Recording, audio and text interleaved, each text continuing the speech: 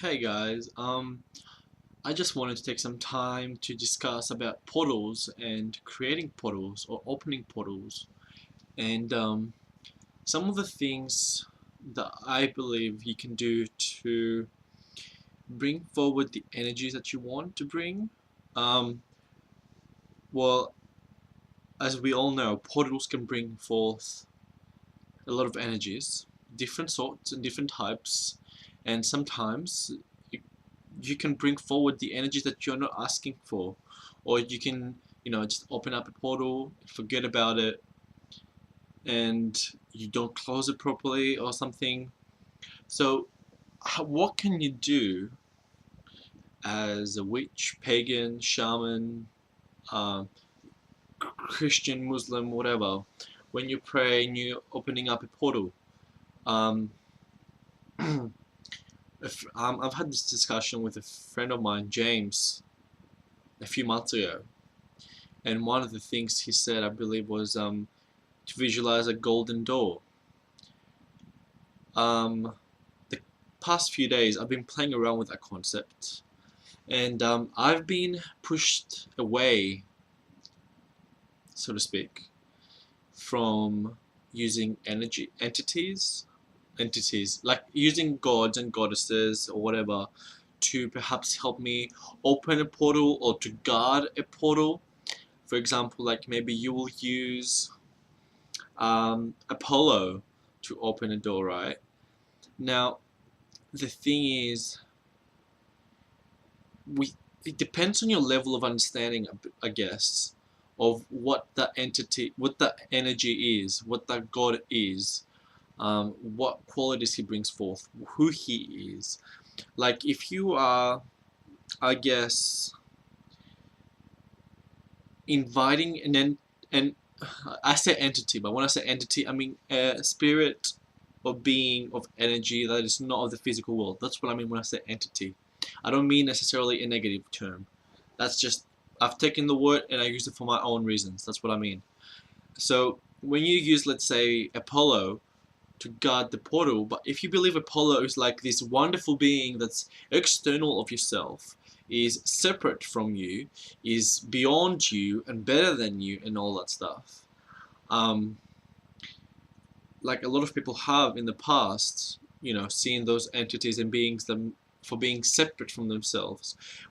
And when you invite them to guard those energies, you're not actually inviting or working with, from my perception, from my understanding, from my view, with good energies. When you have to understand that each and every entity, energy, god, goddess, alien, whatever, rock, wind, atom, electron, proton, they're all part of you and you are part of them and you're all one. So when you so if you are going to use an entity, god, goddess, whatever, let's say you ask Hecate to guard the door that you opened up. You have to understand. You need to have the understanding. I believe this is all my perspective. This is what I believe, that when you ask for Hecate to come forth, what you're actually mentally wanting to have also is that you are invoking the qualities and characteristics of an energy that is part of the whole that has those characteristics. You know, um, what I do, I'm playing around still with the idea, but I've basically come up with what my design is for opening portals or using portals and doors. And like that is one basic thing. I have a golden circle and I have writing around it saying what it's for. And it's a golden doorway, basically. It's a golden circle and it brings forward golden energy. When I invoke it and I activate it, it brings forward only energies that are of the golden frequency, have the golden light. Now, with my portal, for example, I'll tell you what I have. Well, the past few weeks, I've been pushed away from using energies and entities, gods and goddesses in my meditations or whatever. And to use self-power much more, self-symbols. Like, yes, fair enough. If you want to was a god or a goddess, a nymph, a water sprite, whatever, um, that's all fine. It's all good. As long as it works for you, that's good. You can use it. But what I'm saying is that humans and people on the path towards the light oftentimes spend too much time finding out about other energies and other entities and works and beings and what energies they have, how you can use them in magic practice and all that. That's great. However, do journeys with yourself. Find your animal totems. Find your guardians. Find the energies that you are. Find the power that you have within you. Um, I believe that you should try and make make it personal. Um, Mixing your energy with the portal, not necessarily. For example, like I said, my design. My design is that there is a round golden door. Everything about the door is gold and white gold and everything. And there is a golden serpent that goes around one full circle. Then it goes inside the door and opens its mouth. And that's the keyhole for me.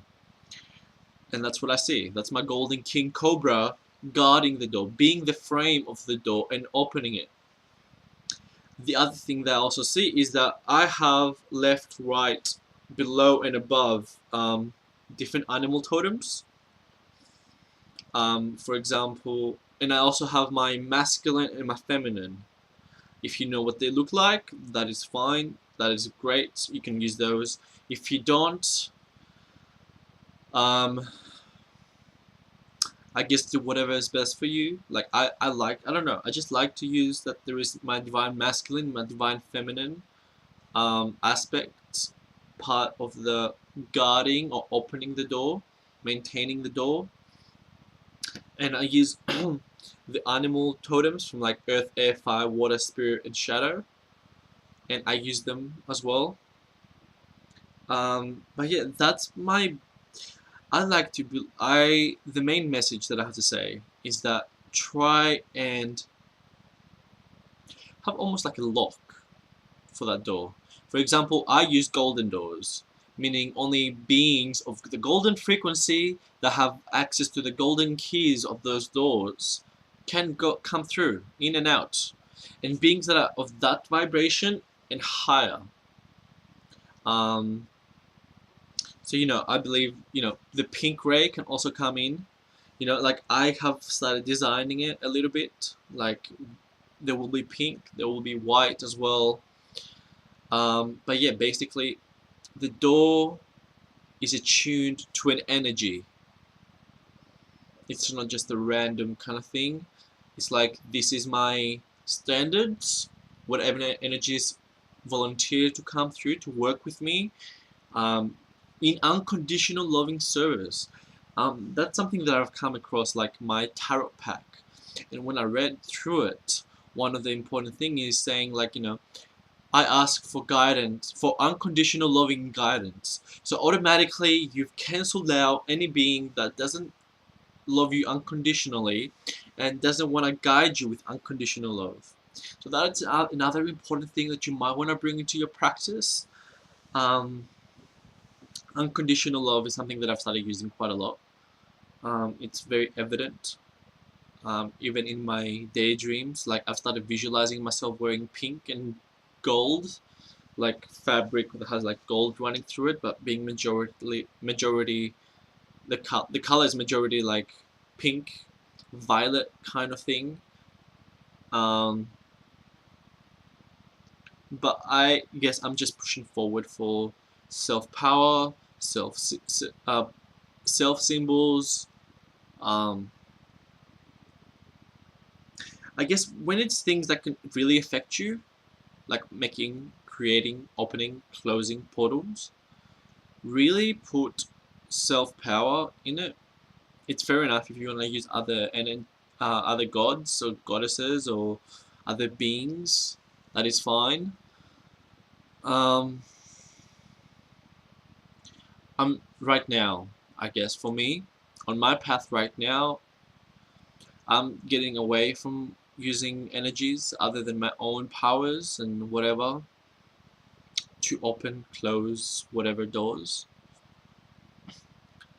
Um, but yeah, it's good to have like, you know, it's good to work with high vibe energies.